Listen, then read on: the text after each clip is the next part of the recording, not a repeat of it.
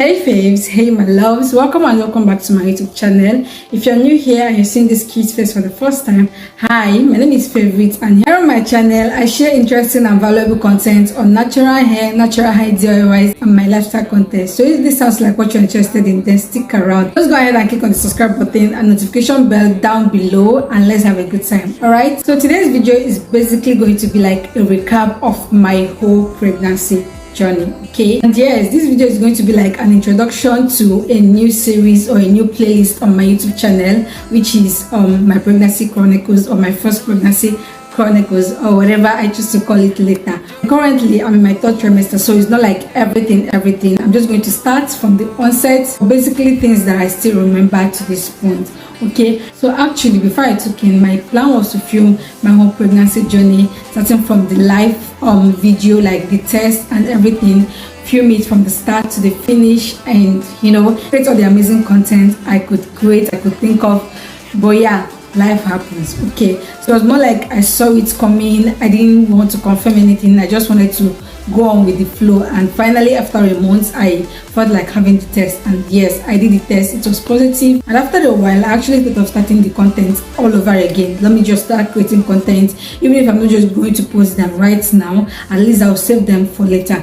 But guess what, I had issues with creating content with my phone, and the only thing I was able to create was videos that were going to go live as soon as possible. So creating content and storing them for probably 10 months later or 11 months later, I was not just ready for it. So I just had to keep the idea of creating content with my pregnancy, doing anything with my pregnancy, out of my mind till like right now. Finally feeling like creating content, doing all the lovely stuff I've always wanted to do, making memories, documenting everything that I'm able to document. I know it's almost already late, but yeah, it is never too late to start. So I'm basically going to give you guys a rundown gist on everything, and yeah, I do hope you enjoy the gist. Okay, so let's get right into it. So my first trimester was like a total wreck. When I tell you that I actually planned on creating content and I couldn't create content, I couldn't even pick my phone up to make a video of myself, to take a video of myself, you should know how serious it was. Now, for someone that's not usually sick, someone that gets sick once in a very blue moon or treats malaria once in a very long while, because I don't really feel sick.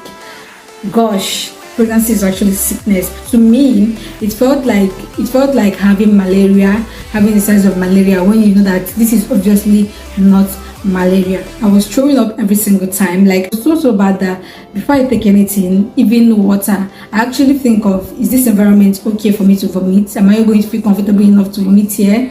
Because the first thing that comes to my mind is you're probably going to throw it up. Okay, I woke up with the feeling of throwing up, I sleep with the feeling of throwing up. In the middle of the night, I can throw up. And funny enough, the fact that morning sickness, which happens to pregnant women, yeah, the fact that morning sickness doesn't actually happen only in the morning is so freaking annoying. You can throw up in the morning, in the afternoon, in the night, anytime. So just a lot for me, you guys. I nearly gave up on almost everything I was handling at the point because I was not feeling myself. The idea of you eating your favorite breakfast or your favorite lunch or your favorite food, and then before you know it, you're throwing up. The idea of you just brushing and then you're throwing up the next minute, it's just so wild to me.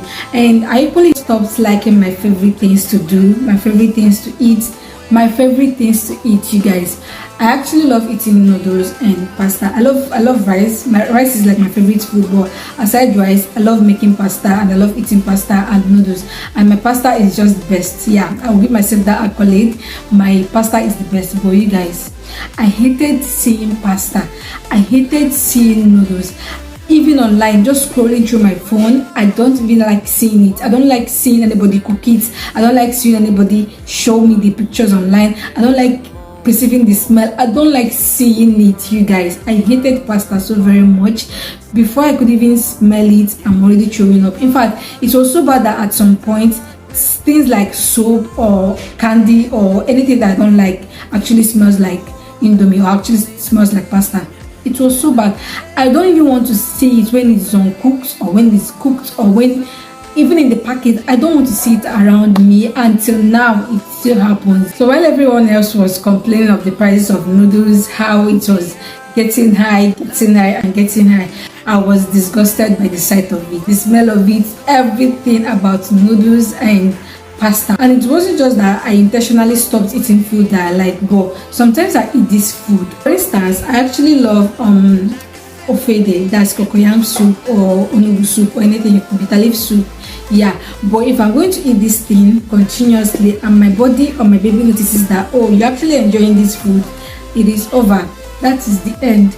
I'll eat it like once, twice, thrice, and it is over for the food. I'm not going to try it again, because if I try it, I'll throw up till everything in me is gone. And it was just so hard for someone like me that is not used to throwing up. It's not like everybody is used to throwing up. Nobody gets used to being sick or something, but this is like first time of me consistently throwing up, like sometimes 3 times or 4 times in a day. So it was just so much. Then I started liking stale food. I used to like stale food before, but liking it very, very much, or food that is very, very spicy, like agidi. Yeah, agidi and pepper soup, you already know. And I love white yam with oil and pepper. You don't really have to do too much in. And then I equally loved my palm oil rice. Rice was not really much of a problem, unless you had to put much spice in it, then I won't be okay with it. I used to love banga, but yeah, I started loving it much more, because these are like food you cook naturally, or you use natural condiments for them. You don't really have to put all these artificial spices in them. So I basically hated artificial spices and really hated my environment. I was so irritated by everything around me, like everything I was previously seeing, my current environment.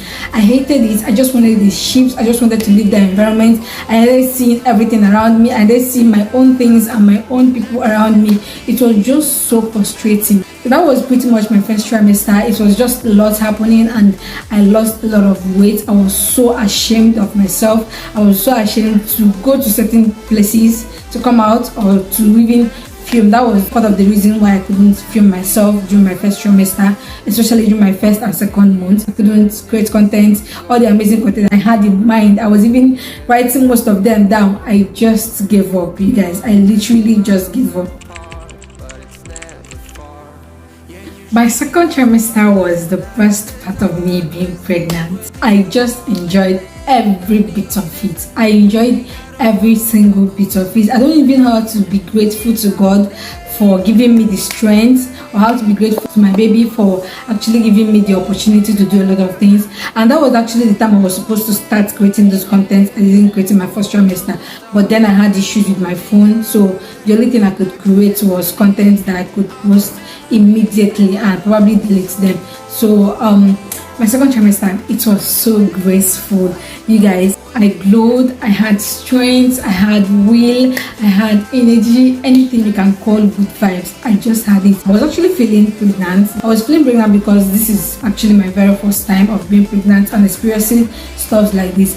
But yes, I had strength to do a lot of things. My work actually thrived in my second trimester. I wish I was even able to do a lot of things in that second trimester, knowing that the third trimester was something I am not really aware of, like things that are going to happen to me.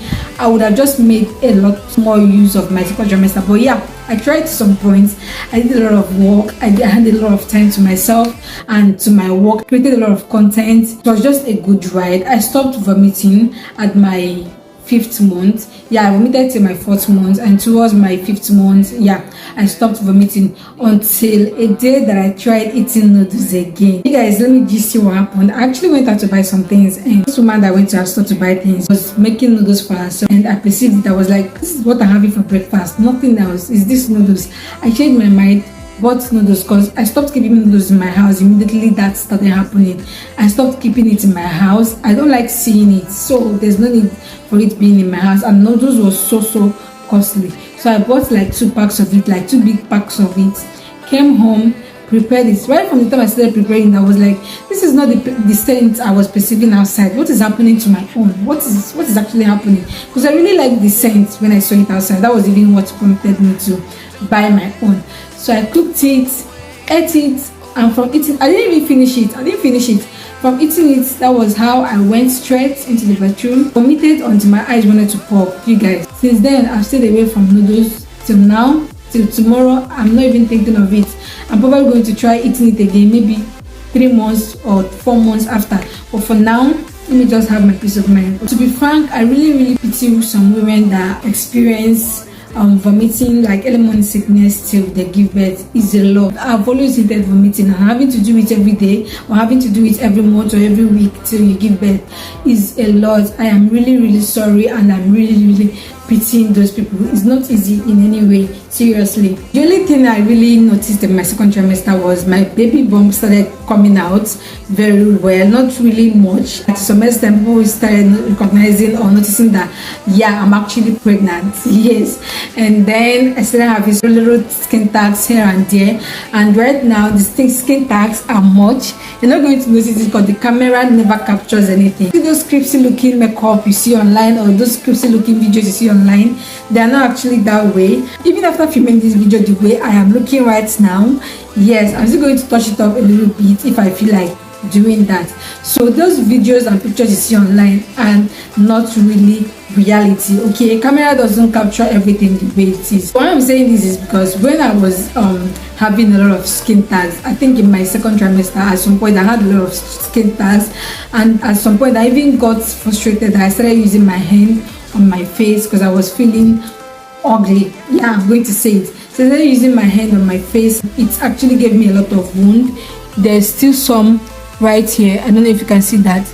Yeah, when I come online, place my camera, make videos and post, people will be like, what cream do you use? What's your skincare? I will be like, where are you perceiving the skin goes? Because my skin is actually not skinning. My skin is actually a big mess. So don't admire everything you see online, don't believe everything you see online, and don't get recommendation from everybody you see online. Okay, this camera doesn't capture everything in reality, like how it actually looks in real life. Okay, so you guys, you're currently in our third trimester, and right now I feel heavy. You guys, I feel so heavy. Some days I just feel like lying down all day, but guess what? If I lie down for a long time, my body is going to pain me. If I sit down for a very long time, I'm going to get uncomfortable. If I stand up for a very long time, my waist is going to pain me. It is just a whole lot, you guys. Like right now, I feel pregnant. I feel for people that are really fat. I feel for people that their belly and their weight adds much more than mine, and I feel for heavy women, like people that are heavy with 3 kids in their belly, 4 kids, 2 kids even. How are you guys coping? Every single day or every single week, your body just wakes up with one issue like that. I don't know if it's just me. It's either I'm having heartburn, I'm having chest pain. Next week might be waist pain. After waist pain this week, next 2 weeks might be headache. And guess what? When I tell them at the antenatal about this little sickness, I think I should call them sickness. When I tell them, they will be like, take paracetamol 2 times in a day. How is paracetamol going to cure all these things? How is paracetamol? You guys know that paracetamol doesn't work. You should know paracetamol actually doesn't work. So how do you expect me to take paracetamol for my banging headache early in the morning? How am I supposed to take paracetamol for chest pain and waist pain? How am I supposed to do that and be okay? But yeah, that's actually one of those things. Just say it because these things are signs of you being heavy. You're actually carrying someone else in your body, and yeah, you should feel heavy, and this heaviness should cause you some other mild pain that are not just serious. In fact, this is like the hardest thing I've ever done because it actually has to do with my body changing and every other thing. I'm kind of used to having my light body, doing my thing myself, workaholic if I want to be, and doing everything I want to do if I want to do them. But right now, I have to make so many decisions for myself. I have to think about a lot of things. I have to think about my baby. I have to even think about my baby's position before settling down to wash clothes, or before settling down to do anything, or before even picking things from the floor. So it's really a lot right now in my third trimester. But with God's grace, I'm going to pass through all the process and yeah, have my baby, because a lot of women out there have been doing it. My case is not going to be different. Right now in my third trimester, another thing is this: my bump is actually very much bigger. There's nothing to hide about it. It doesn't care any longer. I started eating a lot more and I'm gaining so much weight. But yeah, that's by the way, that's normal. My weight is not that much, but yes, I'm gaining so much weight right now. And then my skin no longer cares. This skin, it doesn't care. I've never really been a skincare girly or someone that cares about her skin, because my skin is always in its best position, like in its best state. It's always giving. Right now, your skin doesn't even care. A lot of things happens on my face. Some weeks I get darker, some weeks just a lot happening right now. But yeah, that's by the way. So that's pretty much how my third trimester is going right now.